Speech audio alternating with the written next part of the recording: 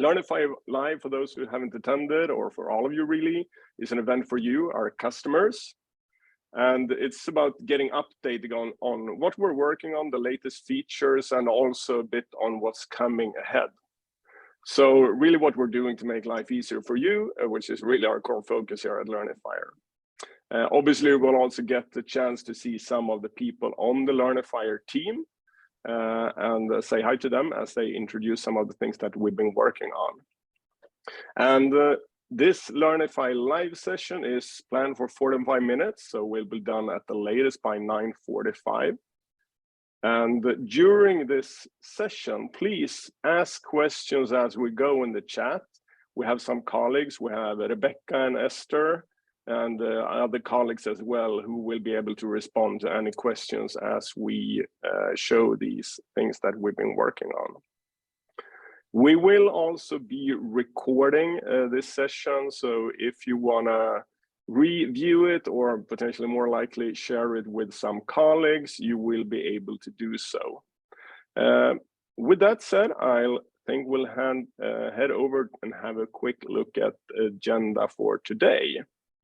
So obviously I'm been kicking off the session today here, and I will do just a very quick update on what's going on at Learnifier.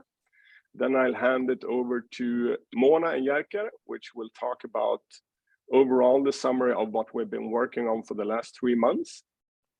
Then they will, with the help of Niklas and Philip, dive into 2 of the larger things that we've been working on.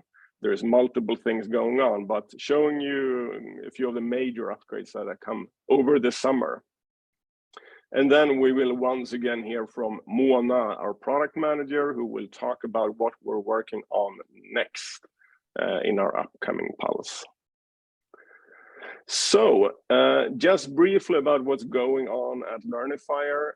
Since we last met, we've continued to grow the team. We're very excited about that because that gives us more capability, both to build an even better product, but also to service you in a better way.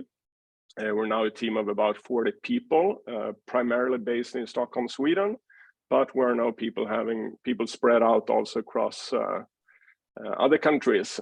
So that's also a very exciting addition. So I look forward to the Learnifier Live when we'll be able to respond to questions in even more languages than we can today. Obviously, we have people joining from a number of countries for this session, so I'm very excited about that. As mentioned on this slide, and this is something that we always refer back to, our mission that we're on is really to make training easy, engaging, and efficient. And this is also something that we use very much as a guideline in our product strategy, where we focus all of our efforts on making it easier, more engaging, and more efficient. And obviously, it's not all 3 at the same time, but we always make sure that each thing we change in the product address at least one of these key things. And obviously, hopefully, that is something that you will feel and appreciate and come to your value.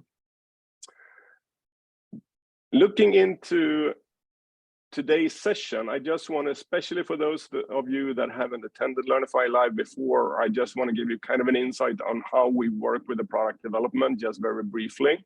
So we do these sessions quarterly, and obviously today is August 31st. We will have our next session in November. And the idea with this is we actually do release code and update our product daily, even sometimes multiple times daily. So you will see minor changes more or less every day happening in the product. However, what we've come to realize is that especially for larger updates, we want to make it possible for you to prepare, for us to prepare training materials, update support articles, etc. Therefore, we have these quarterly sessions where we release the major updates that we're making. So even though code and updates are made on a daily basis, we release the larger things on a quarterly basis. And this is just an ongoing pulse. We call this a pulse. Now it's pulse number 6. We're now moving into pulse number 7. So a bit of an internal lingo, I guess, there. But the idea is also here for you to be able to prepare and know that you won't be missing anything majorly if you just have a look at what's coming out of these live sessions. So with that said, as mentioned, we have been in pulse number 6, and today it's time for us now to talk a bit about what we've been working on in this last pulse. So with that said, I will hand it over to Jerker, who will give you a bit of an intro of some of the things that we've been working on. So over to you, Jerker. Thank you, Matthias. Good morning, everyone. As you know, your feedback is very important for us to help us guide us on how to develop the product. And we are also constantly monitoring the product for things that help us improve the product to give an even better experience. And I'm going to highlight some of these perhaps a bit more hidden things that we have done in this pulse. So one of the things that we have done is that we have improved the performance of the course catalog. We are seeing that more and more people are enjoying the course catalog feature, and we're super happy about that. So we have digged deep into the product of Learnifier and worked hard to improve the performance. We have also done other changes, and that is something we will look at a bit later in this presentation, where Philip will show some of the awesome visual improvements as well. Other than that, related to hidden things, we had a big service window in the beginning of July, where we almost for half day was down. This is very unusual, I would say. We very rarely need to actually do maintenance in that sense that Learnifier is unavailable for everyone. But we did this in July, and this is probably the first time in like 4 or 5 years we did this. And what happened is that we basically upgraded the whole production environment. We are seeing more and more learners enjoying content that you have produced in Learnifier, and to handle that ever increasing performance or to handle that load, we need to adjust performance accordingly. And that is something that we constantly work and tweak.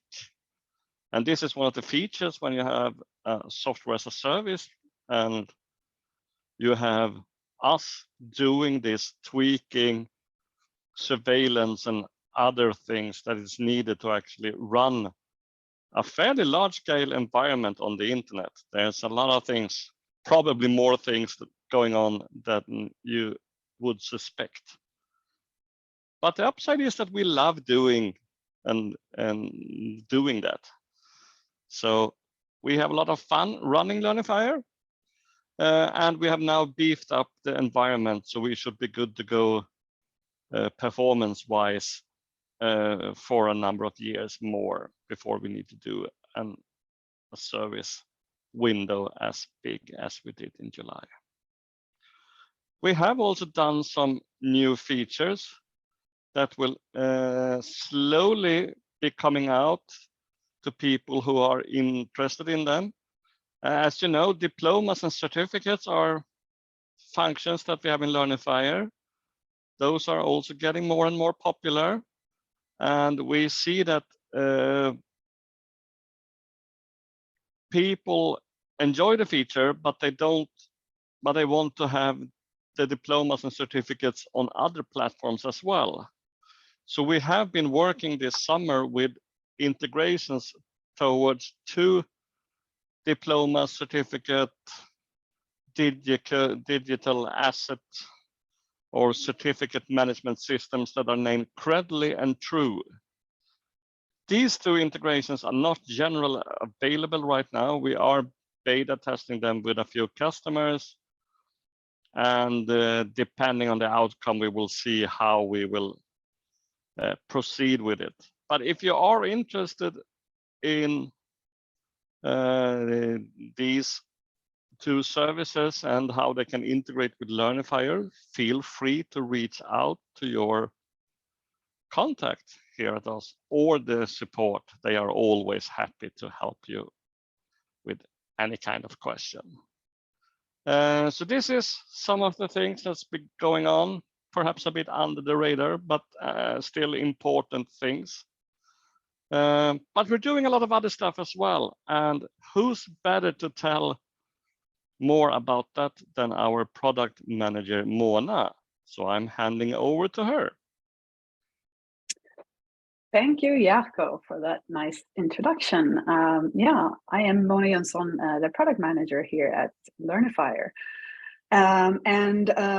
We're gonna show you and give you some insight into the two projects we have focused on in Pulse 6 as far as the product team.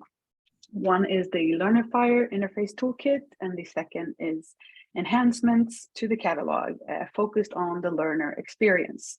And I'll give you a short description of each of those projects, and then our team members will actually show you some of what those projects include. So with further ado, let's dive into the first project, our Learnifier interface toolkit. And as you notice, that is a mouthful to say. So internally, we're abbreviating it LIT. So if you see the word LIT popping up, this is exactly what that means. And this is where we're kind of work to establish some new processes for working around shared components. But we also have to document those practices so we can kind of have a template of how to use these shared components in our product and what systems to use and the workflow around that. And this work is not the most visible in the product at this point in time, but it will be as we continue to implement these processes and these systems throughout the product. And I think when Niklas shows you his demo, it will make more sense to you who are not familiar with programming and such. One tangible outcome that we did related to this product was to update our user list page. We wanted to start with a fairly small piece. So we are kind of getting everything set so we know how to handle these systems and processes as we develop them and continue to implement them in the product. So we started on the user list page on the admin side. So you will continue to see some more consistency in the user experience of the product. For instance, our modals will start to appear the same and have the same behavior throughout them, just kind of reusing that same modal component in the product. But we will also have we will get some built-in support for our WCAG standards, which is really great. And it also comes with increased support for languages. So all in all, implementing LIT will increase our team throughput, make us just more efficient as we work with the product, and also increase the consistency in the product. So kind of giving you some more visuals to that, I'm going to pass it off to one of our front-end developers, Niklas, and he will actually show you what this looks like under the hood. Niklas, over to you. Thank you, Mona.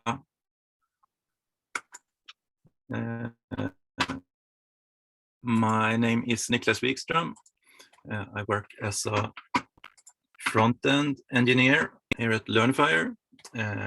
Today I'm going to have a demo behind the scenes of how we work when we develop Learnifier. And as Mona told you, we are working with a project called LIT, which stands for Learnifier Interface Toolkit. Basically, it's a design system or a library of reusable components. The goal is to have a unified look of Learnifier, and that it will help us speed up the development of new features and improvements in our daily work. So here on this page, which is a page for the developers on Learnifier. We build up small building blocks, which we here call atoms, like buttons and search fields, and that we can combine and make even bigger items. And we also have a possibility to look like basic things like colors, typography, buttons with different states and different icons that are pre-made to make the development easier. We have like here the search field, and as Mona told you, we are also working, we have been started working with the user list page on the admin side, and it's not final for going into production, but I will show you a preview of that. And it's built out of these components here. For instance, here we have the page header for the user list, where we have like a title, search field, a filter coming up, and a button. So by combining all these small building blocks, it gives us a much more fast development when doing new pages like this one. Yes, so here you can see the upcoming users page, where we can search,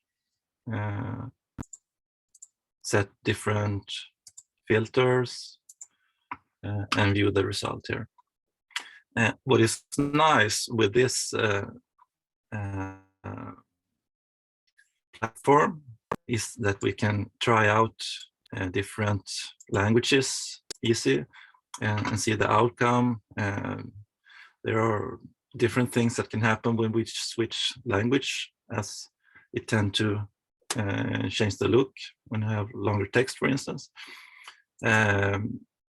Arabic uses right to left, so everything gets mirrored, and that is important to test. So everything looks and works well for that language. We can set it back to left to right. We can test different themes and check the look for that.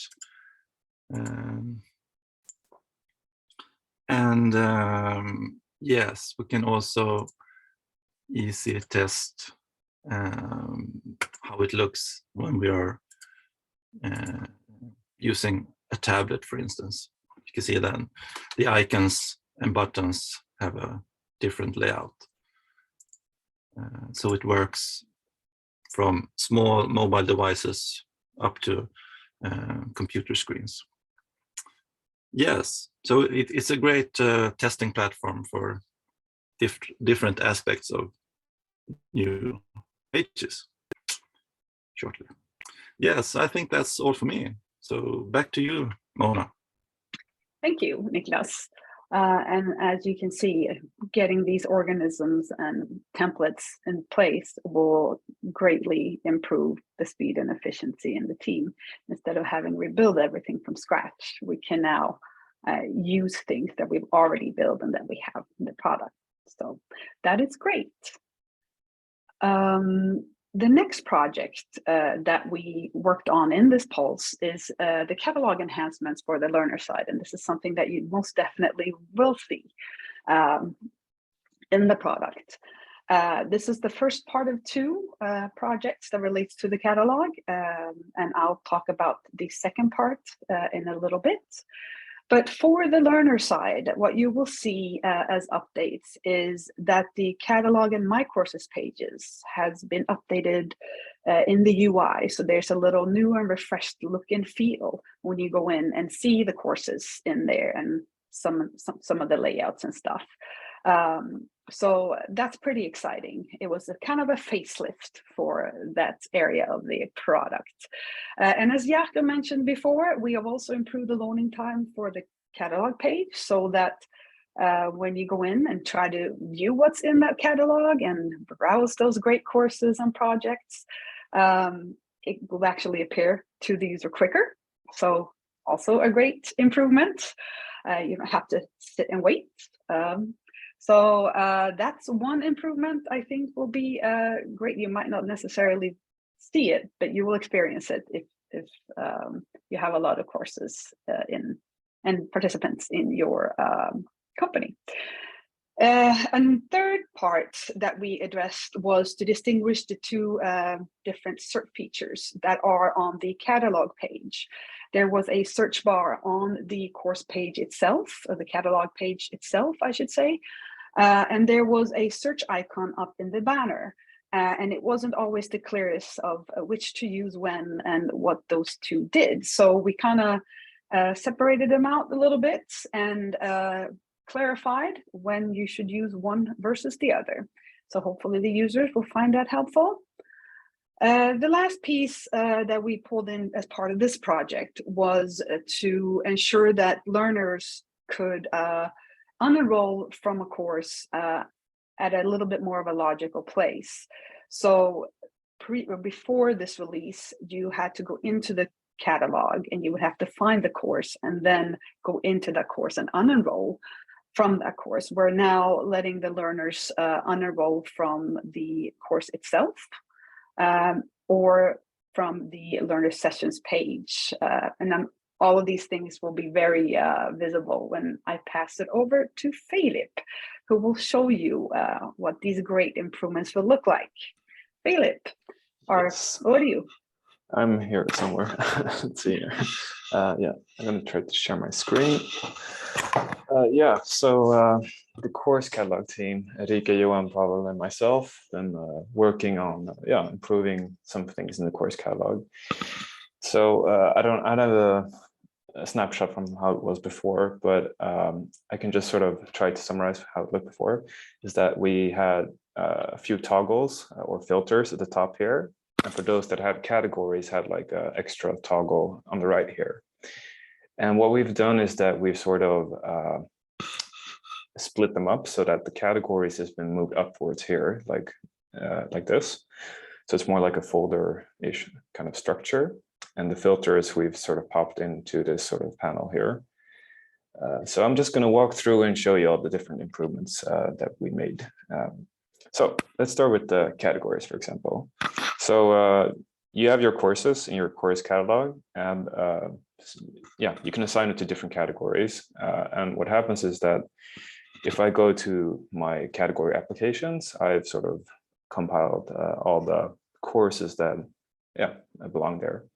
So if I go back to course catalog, I can see that in onboarding, I have different courses, and that way I can sort of neatly structurize or organize where my courses are. And for those that don't have this activated, this won't be shown. So it's only to have categories activated. Otherwise, we have this search field over here. So you can now sort of filter down all the courses. Like it should be.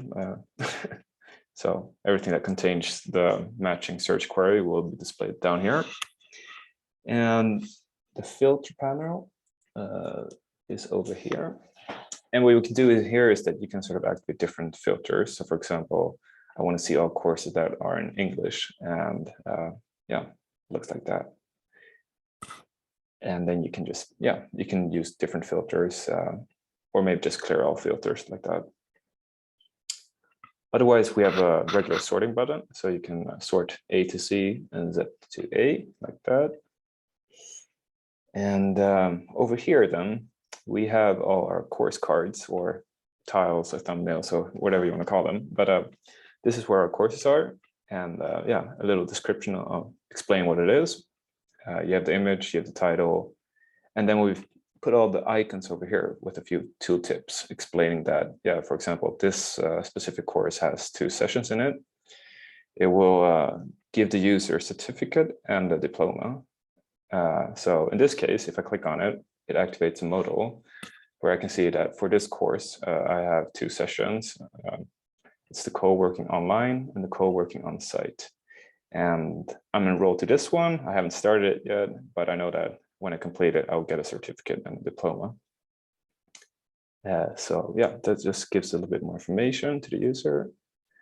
And if I then click into a landing page of a course, it now looks like this, where you have your banner over there. You can go back over there, the course name, the session name. You have a description over here. Your events will be available here as well. And then instructors and participants. And this can be configured in the project to, where you can sort of decide which section you want to show or not. Otherwise, you have your start course over here and the unenroll button, if you have that activated as well.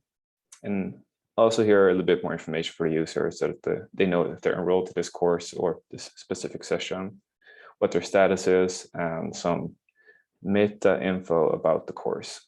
And this is also configured at the project level. So what language is it, and what category is it, and is any word connected to it. So let's go back. Let's see. So that was the course catalog and a landing page for that. If I now jump over to my courses over here, it's pretty much the same sort of interface. So I can filter down here as well, like that. Basics.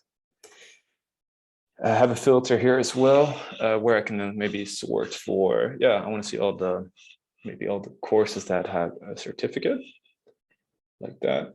Or if I want to see all the courses that have a diploma but it's still in progress. So now I can see that, it's still in progress, but eventually it will give me a diploma.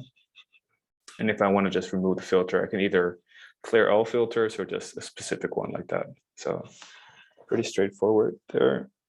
And otherwise, the same sort of functionality in this meatball menu over here. And we've also popped the description in here, and you can have like images as before as well. So it's like you can scroll in here.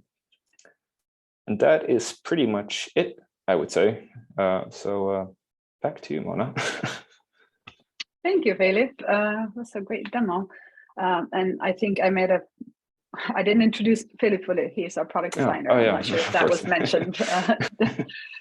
So he's been heavily involved in this product, as with most.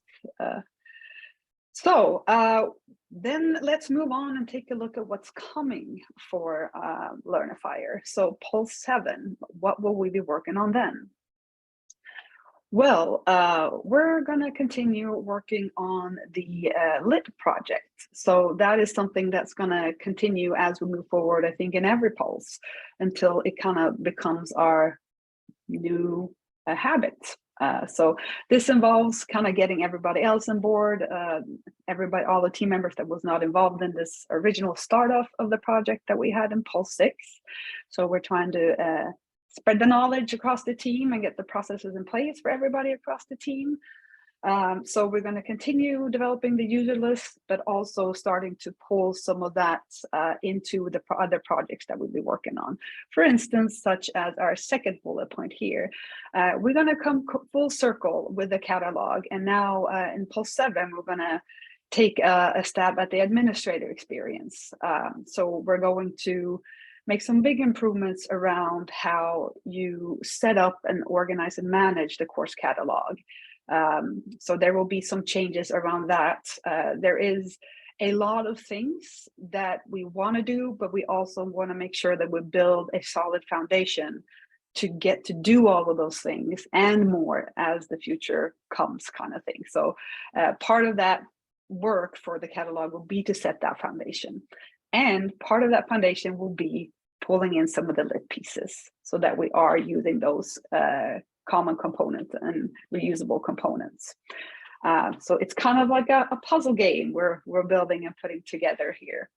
Lastly, we're going to expand our integrations to include Winloss, LXSHOA, and Sight Vision. So we have a lot of integrations with different companies, and we're going to expand that bucket and have new partnerships with these 3 companies, which is very exciting for us. But yeah, I think that is in broad strokes what Pulse 7 will be. So excited to be able to come back in the next live and show you the catalog updates that we will then have come full circle with. But yeah, that's all for the product development team. Thanks everybody for listening, and over to you, Matthias. Thank you, team, for presenting that. So excited, and the things that I've shown, I think they are already live, right? Especially around the catalog. That so is if correct. you log in, you will see the updates in the catalog, but also on the My Courses page. So please check that out. And if you have any feedback, just get back to us. I see that some feedback is already coming into the chat, which is great. And we'll continue to follow up on that. So as mentioned, we're now moving into our next pulse. We've already set the date, so you will receive invitation through it in shortly to our next live event, which will be on November 16th. So work is already ramping up to make these additional improvements that Mona has told you about. I mentioned initially that we have a growing team. I want to take the chance reaching out to you as our customers, asking for any potential help in finding additional talent to our team. We're looking for partner managers, someone helping us recruit. We're also building our, we're actually having tomorrow 3 more engineers joining, but we're still looking for more people to help build this product and obviously to service you better. So if you know anyone who might be interested, we're also building out our learning design capabilities to improve the product from that perspective. If you know anyone, please just reach out. And we'll be glad to receive their application. So with that said, I think it's time to wrap today's session up. We have recorded this. We will be sending this out. We will also send out some additional emails with information.